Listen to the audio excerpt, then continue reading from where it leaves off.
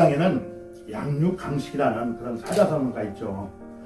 이야기는 뭐냐면은 강한 자가 약한 자를 잡아먹는다, 그런 그 뜻을 가지고 있습니다. 이것은 뭐냐면은 강한 자만이 이 세상에서는 살아남는다는 그런 원칙을 이야기를 하는 거거든요. 이 세상에서는 이 양육강식의 이 원칙이 철저하게 적용이 되는 것이 사실이라는 거예요. 그래서 이 세상에서 사는 우리 모두는 뭡니까? 서로 내가 강해지고 내가 높아지려고 상대방을 어떻게 해서든지 끌어내리려고 하고 또 상대방을 깔아뭉갠다, 이렇게까지 이야기를 할 수가 있다는 거예요. 여기 계신 분들이야 성경들 보시느라고 TV는 잘 안 보시겠지만, 저는 이제 가끔적 가다가 요 근래 이제 그 방영되는 그 방송이 강철부대라는 게 있더라고요. 아마 남자분들은 이제 그런 그 프로그램을 좀 좋아하실 것 같은데, 강철부대라는 그 프로그램을 보게 되면은 우리나라의 최고의 특수부대라고 하는 그 제대를 한 이런 분들이 나와가지고 거기에서 이제 서로 부대별로 겨루는, 그래서 누가 더 센가 이것을 겨루는 그 방송인데요. 거기에서 막 해병대도 나오고 공수부대도 나오고 우리나라 최고의 특수부대라는 사람들이 막 체격도 좋고 이런 분들이 나와가지고 서로 티올에 나와서 이제 겨루기를 하는데, 거기에서 이렇게 보게 되면은 거기에 나와 있는 사람들이 일렬로 쭉 서 있는 것을 보면은 어떻게 서 있냐면요, 어깨를 그냥 한껏 이렇게 올리고 다 품을 잡고 이렇게 서 있는 그런 모습을 볼 수가 있다는 거예요. 이것도 뭡니까? 내가 상대방보다는 더 세다고 하는 것을 보여주기 위해서 그런 자세를 이렇게 서 있고 그런 것을 볼 수가 있는 거거든요. 이와 같이 이 세상에서는 강한 자가 살아남는다는 겁니다. 그리고 강한 자가 득세를 하는 그런 세상이라 우리들은 그렇게 이야기를 할 수가 있다는 거거든요. 그런데 이런 양육강식의 이 원칙이라는 것은 어디에서나 적용이 된다고 볼 수 있냐면은 동물의 세계에서나 적용이 된다고 볼 수가 있는 거예요. 우리가 그 동물의 세계라는 그 방송을 보더라도 센 놈이 약한 애들을 잡아먹잖아요.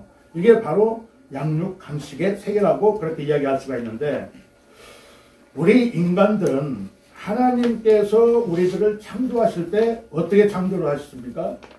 창세기 1장 27절을 통하여서 우리 인간들을 창조하실 때 여호와 하나님께서는 하나님의 형상에 따라서 창조하셨다고 말씀하십니다.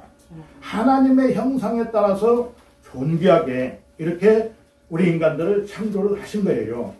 그렇기 때문에 하나님의 형상대로 창조함을 받은 우리들은, 존귀하게 창조함 받은 우리들은 동물의 세계에서나 적용해주는 양육강식의 세계, 이 세상에서 적용되는 그런 삶을 살아서는 안 된다는 것이죠. 오늘 제목이 그 순서도 있겠지만 제목이 뭡니까? 약한 자의 편이신 하나님, 이렇게 제목을 정해봤거든요. 하나님은 약한 자를 사용하신다는 거예요. 오늘 본문 한번 보시겠습니다. 오늘 본문 27절 28절을 보시게 되면은 제가 한번 같이 읽어보도록 하겠는데요. 제가 한번 읽어드리겠습니다. 27절 28절입니다.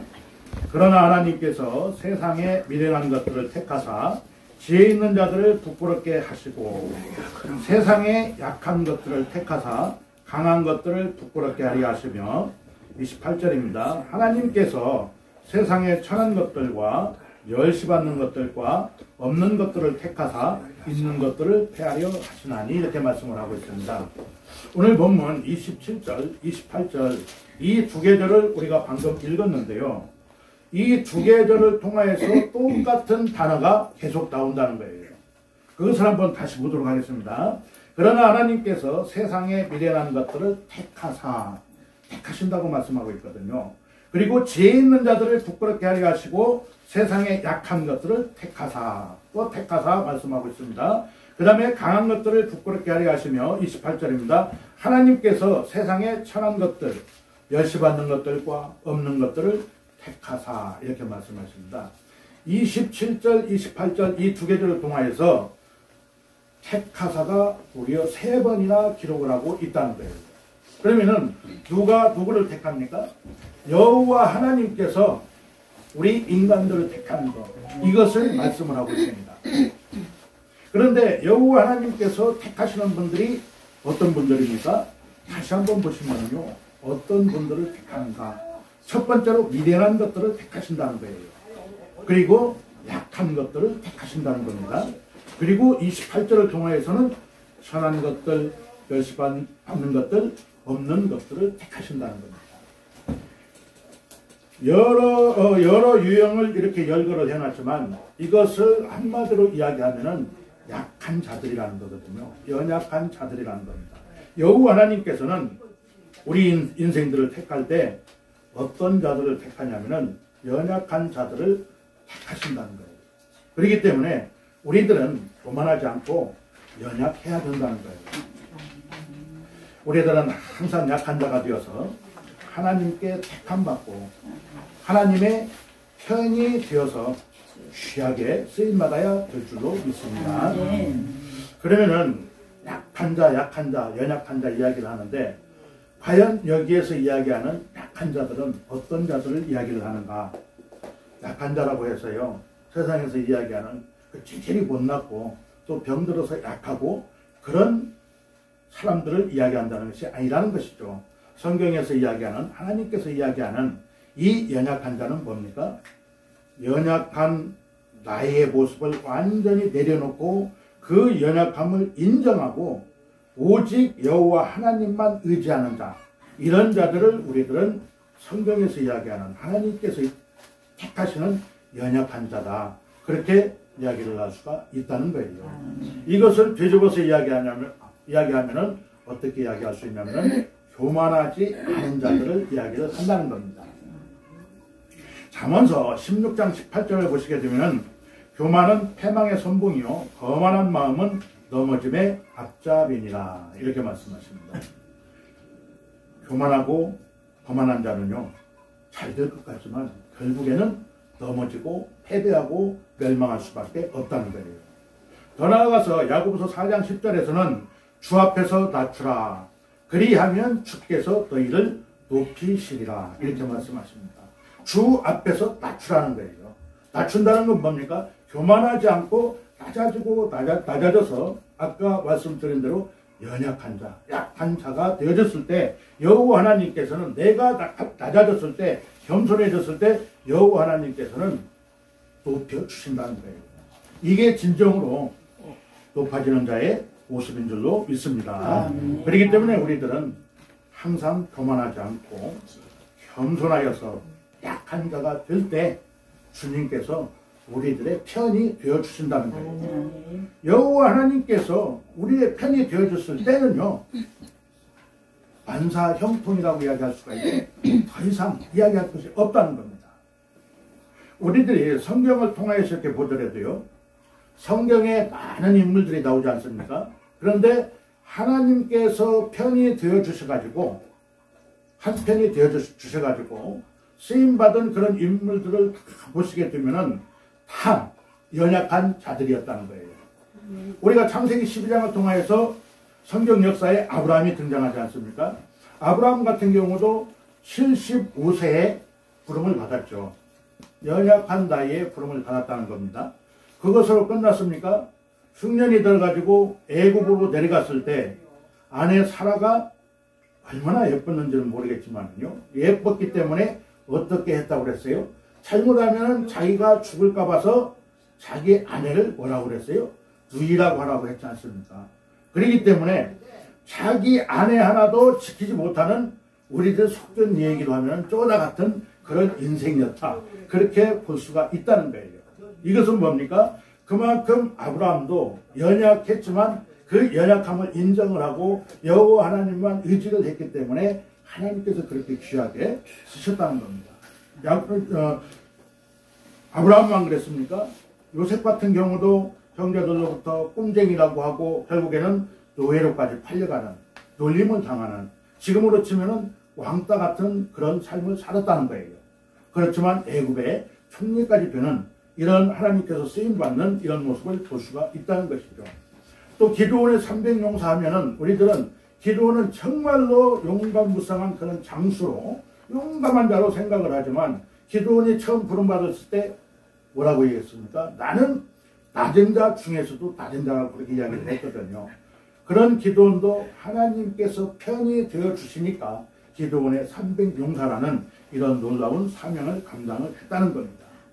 베드로 같은 경우도요, 용감무쌍해가지고 말고의 귀를 자르는 이러한 용감무쌍한 그런 제자였던 것 같지만 결국에는 어떻게 됐습니까?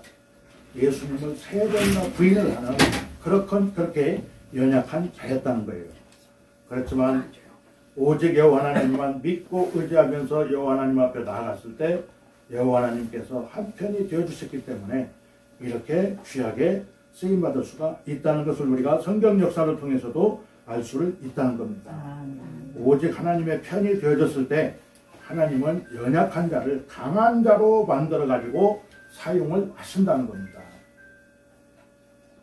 저기 그 종로에 가면은요, 그 승동교회라는 유명한 교회가 있지 않습니까? 이 승동교회가 우리나라에 이제 복음이 들어오던 그 시절에 최창기에 이제 선교사님들이 들어오셔가지고 이 승동교회가 처음에는 권당골 예배당이라고 그렇게 이름이 불려졌었거든요. 여기에 이제 사무엘 무어 선교사님이 오셔가지고 처음에 이제 개척을 해서 예배를 드리기를 시작을 한 거예요. 근데 여기에 이 동네에 박성춘이라는 그 백정이 살고 있었거든요.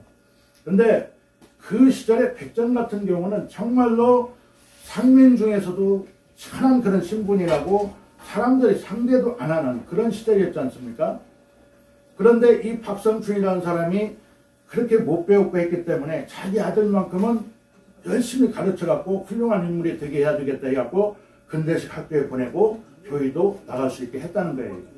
그래서 이제 이 곤당골 예배당에 이 박봉춘이라는 아들이 열심히 나가서 신앙생활을 하는 가운데에서 이 아버지 박성춘이라는 사람이 그 당시 이제 전염병이 걸려가지고 거의 죽을 그런 위치에 있었다는 거예요. 그래서 이 아들이 선교사님한테 부탁을 해갖고 우리 아버지 좀 제발 치료를 해달라고 이렇게 부탁을 했을 때 그 선교사님이 의사로 이렇게 왔던 그 에베손 선교사님한테 부탁을 해가지고 지극정성으로 이 박성춘이라는 백정을 사람들은 쳐다보지도 않고 거들떠보지도 않는 이런 연약한 자였지만 이 에베손 선교사는 온 정성을 다해서 치료를 해가지고 낫게 했다는 거예요. 그래서 죽음 가운데에서 살아날 수 있는 이런 그 은혜를 입었기 때문에 이 백정 박성춘이라는 분도 그 이후로 예수를 아주 열심히 믿게 되었다는 겁니다. 그런데 그 종로통의 이 권당골 예배당에는요, 거의 성도들이 거의 양반들이 다니는 교회였었어요. 그런데 이 백정하고 같이 예배를 드린다는 것을 상당히 꺼려를 하고 반대들이 많이 있었거든요. 그런 가운데에서 장로 선출을 하게 됩니다. 장로 선출을 하게 되는데 양반 후보자도 있었고 이 백정 출신인 박성춘이라는 분도 열심히 상생활을 했기 때문에 장로 후보자로 나온 겁니다. 그랬는데 놀랍게도요, 누가 당선이 되었겠습니까? 그 기라성 같은 양반들을 다 제끼고 백정 출신인 이 박성춘이라는 사람이 장로로 피택이 되어가지고 남은 여생 동안 열심히 하나님 일에 온전히 바치면서 이렇게 신앙생활을 열심히 했다는 그런 우리나라 한국 교회사에 이런 아름다운 이야기가 있다는 겁니다. 이와 같이 봤을 때요, 하나님은 많이 배운 사람을 쓰는 것이 아닙니다. 많이 가진 자를 쓰는 여호와 하나님이 아니시라는 거예요. 비록 가진 것은 많지 않고 또 비록 많이 배우지 않고 높은 명예가 없을지라도 여호와 하나님만 붙들고 나아갔을 때 여호와 하나님께서는 귀하게 쓰신다는 것, 우리가 오늘 말씀을 통해서 이 진리를 깨달을 수가 있다는 겁니다. 고린도후서 12장 10절을 보시게 되면은요, 고린도후서 12장 10절에서는 이렇게 말씀하십니다. 그러므로 내가 그리스도를 위하여 약한 것들과 능욕과 궁핍과 핍박과 곤란을 기뻐하노니 이는 내가 약할 그때에 곧 강함이라, 그렇게 말씀하십니다. 여호와 하나님께서는요, 궁핍한 자들, 핍박받는 자들, 곤란에 처해 있는 자들, 이런 자들 택해서 높여주시는 그런 하나님이시라고 말씀을 하신다는 거예요. 그렇기 때문에 우리들은요, 너무 가지지 않은 것에 대해서 감사를 해야 된다는 거예요. 너무나 많이 배우지 못한 것을 원망하고 좌절하지 말고 이것을 우리들은 감사해야 될 줄로 믿습니다. 왜냐하면 여호와 하나님께서는 낮은 자, 약한 자들을 사용하시기 때문에 그렇다는 거예요. 그 아라비아에 유명한 그 대단한 그 보석상이 있었는데, 이 보석상이 유럽 여행을 가가지고 거기에서 어마어마한 그 진주를 이렇게 높은 가격을 주고 사가지고 온 거예요. 정말로 그동안은 이 세상에서 볼 수 없는 어마어마한 그런 진주를 구입을 해왔습니다. 또 많은 돈을 주고 구입을 해왔겠죠. 그래서 집에 돌아와서 면밀히 살펴보니까 그 잘 안 보이는 쪽에 그 보석의 한쪽에가 흠집이 다 있는 거예요. 그러면은 이 보석으로서 가치가 없는 거잖아요. 그래서 이 보석상이 깜짝 놀래가지고 내가 이 큰 거에만 신경을 쓰다 보니까 이 흠집을 발견을 못했던 겁니다. 그래서 그렇게 어마어마한 가격을 주고 사왔는데 이거 큰 손해를 나게 생긴 거예요. 그래서 낭패하고 있을 때 그 부인이 이야기를 합니다. 나한테 한 일주일만 한번 맡겨줘 보라고. 그래서 근데 그 보석상은 맡겼어요. 그런데 그 부인이 어떤 일을 하게 됐냐면은 아주 유명한 조각가를 초청을 한 겁니다. 그래서 그 조각가한테 부탁을 했어요. 어떤 부탁을 했냐면은 여기 흠집에 있는 부분에 아름다운 장미를 조각을 해달라고 한 겁니다. 그래서 이 그 조각가가 거기다 한 일주일을 걸려가지고 거기에 아름다운 장미를 조각을 한 거예요. 그래서 이 아름다운 장미가 조각이 딱 끝나고 나니까 이 세상에는 없는 정말로 아름다운 장미가 있는 엄청난 보석으로 바뀌게 된 거예요. 그래서 원래 계획을 했던 그 가격보다도 훨씬 높은 가격으로 이렇게 팔 수 있는, 그래서 거기서 많은 이익을 남길 수 있는 이런 그 일들이 있었다는 거예요. 여기에서 우리들이 생각할 수 있는 것은 뭡니까? 그 흠을 그대로 두었다면 그걸로 끝날 수밖에 없었다는 것이죠. 그런데 그 흠을 감추려고 하게 되면 원망할 수밖에 없고 불평할 수밖에 없고, 또 우리들도 역시 우리의 그 연약함을 자꾸 감추려고 한다면 도리어 열등감에 빠질 수밖에 없다는 겁니다.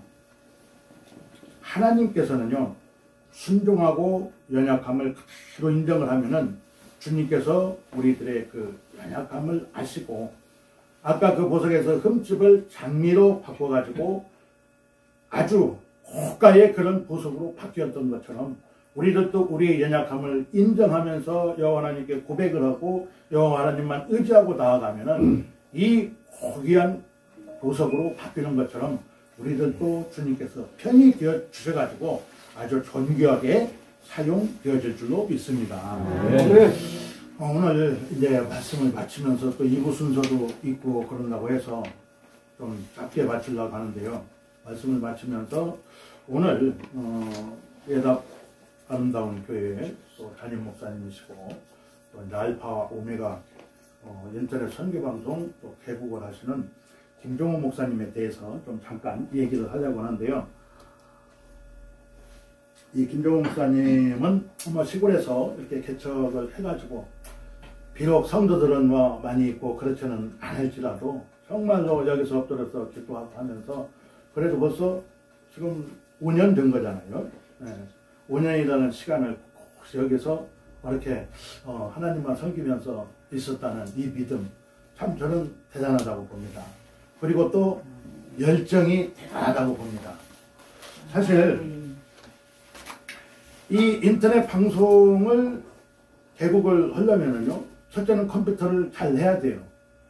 뭐 무슨 건물을 지어놓고 방송국을 하는 것이 아니기 때문에, 우리들이 생각하는 그런 방송국이 아니고 인터넷 유튜브를 통해서 이렇게 하는 방송국이기 때문에 먼저 인터넷을 좀 해야 되고, 또 이 방송국 개설을 해야 돼요. 그런데 이제 아무래도 김종욱 목사님이 이제 그런 부분에 있어서는 조금 오늘 본문 말씀과 같이 연약하다 보니까 하여튼 수시로 전화를 옵니다. 수시로 전화를 와요.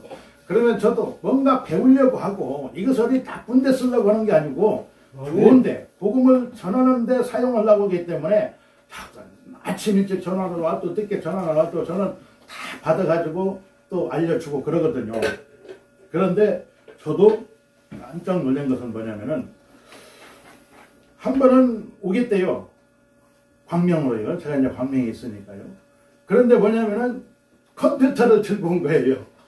그러니까 컴퓨터라고 하면 우리들 이제 뭐 들고 가면은 이제 휴대할 수 있는 가방에 넣어갖고 다닐 수 있는 뭐 노트북 정도를 생각하는데 그런 노트북이 아니고 우리 그 책상에 있는 데스크탑 있잖아요. 그 큰 통을 끈으로 매가지고 들고 광명까지 오셨는데 제가 깜짝 놀랐어요. 그것도 그냥 차로 싣고 오는 게 아니고 여기에서 천안에서 열차를 타고 열차 타고 영등포에 와서 영등포에서 지하철 타고 버스 타고 교회까지 와야 되거든요. 그런데 그게 뭡니까? 뭔가 배우려고 하는 그 열정이잖아요. 내가 그것을 내려놓지 않고 교만에 빠진다면 그렇게 할 수가 없는 거예요. 창피한 것도 있고 그렇기 때문에 그렇게 하지를 못합니다. 그런데 그걸 들고 와서 뭔가를 배우려고 하고 해가지고 정말로 막차를 타고 갈 시간까지 해가지고 거기에서 다 아이디를 만들고 해가지고 알파와 오메가라는 이 방송 이름까지 해가지고 다 로고까지 만들어가지고 거기에 이제 개구까지 해서 다 만들어주고 딱 열면 들어갈 수 있도록 하고 또 뭐냐면 영상을 찍으면 편집을 해야 되잖아요. 그냥 올리는 것이 아니기 때문에 편집하는 방법 이런 것도 일단 기초적으로 싹 알려드리고 해가지고 메모를 해가지고 갔어요. 이런 모습을 보면서 이게 낮은 모습이 아닌가 연약한 모습이 아닌가 이런 분들을 하나님께서 쓰시지 않겠는가 저는 이렇게 생각을 합니다. 앞으로 성령 하나님께서 이런 모습을 보고 이 탄생되어지는 알파와 오메가라는 이 선교 방송을 통해서 정말로 귀한 진리의 말씀들이 증거가 되어지고 이 인터넷이라는 것은 세계 열방으로 나가는 거거든요. 그렇기 때문에 세계 열방에까지 주님의 귀한 복음이 전파되어질 줄로 믿습니다.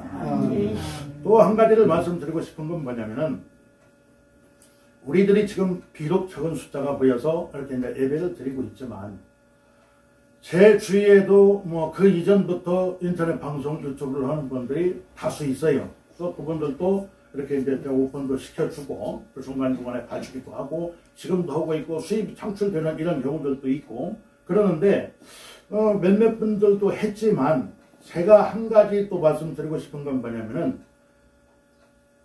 이렇게 감사 예배를 드리고 시작한 데는 아직까지 못 봤어요. 근데 김종욱 목사님은 그래도 어찌됐든 지금은 컴퓨터가 조금 미숙하고 좀 많이 부족할지라도 그래도 이렇게 하나님 앞에 먼저 감사 예배를 드리고 이런 그 방송국을 시작한다는 거 여기에서 정말로 하나님께서 기뻐 받으시겠구나 이런 그 생각을 하게 됐다는 거죠. 아멘. 우리들은요 이런 인터넷 방송국 또 김종욱 목사님하고 주위에서 그렇게 했을 때 이런 분들도 있어요. 무슨 방송국은 방송국이냐고 그렇게도 이야기하는 분들이 있거든요. 그리고 또 방송국이 어디에 있냐고 그렇게도 이야기를 하는 분들도 있고 그러는데 이것은 시대적으로 많이 뒤떨어진 이야기라는 겁니다. 이 스마트폰 하나 안에서 모든 그 방송국 해서 복음을 전할 수 있고 해외까지 아프리카까지도 다 전할 수가 있다는 거거든요. 그렇기 때문에 우리들은요 무슨 방송국이냐고 그렇게 우습게 생각하면서 조롱할 일이 아니라는 겁니다. 그 동기부여로 유명한 그 작가가 있지 않습니까? 지글지글러라는 그분이 쓴 책 중에 이런 책이 있어요. 시도하지 않으면 아무것도 할 수 없다라는 그런 제목의 책이 있거든요. 그것을 한번 읽어보시게 되면은 우리들은 무엇인가 생각은 많이를 하거든요. 무엇을 한번 해봐야 되겠다 이런 생각들은 많이 하는데 실질적으로 그것을 시도하는 사람은 많지가 않다는 겁니다. 그렇기 때문에 시도를 하지 않으면요 아무것도 할 수가 없다는 거예요.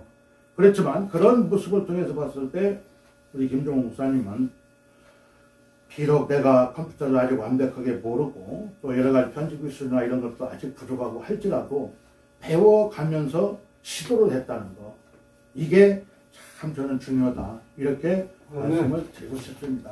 그래서 하나하나 배워가면서 또 편집술이 늘어나고 해가지고 그 영상들을, 복음을 전하는 영상들을 잘 올려가지고 세계 만방에 이렇게 귀한 복음을 증거할 수 있는 알파와 오메가 이 선교 방송국이 되기를 주님의 이름으로 축원합니다. 아멘. 그런 의미에서 이 시간에 여호와 하나님께 이렇게 오전한 감사 예배를 드리고 또 알파 오메가라는 이런 인터넷 방송을 개국할 수 있도록 인도해 주신 주님께 먼저 영광의 박수 한번 올려드리고, 또 한번 우리 김종옥 목사님 격려의 박수 한번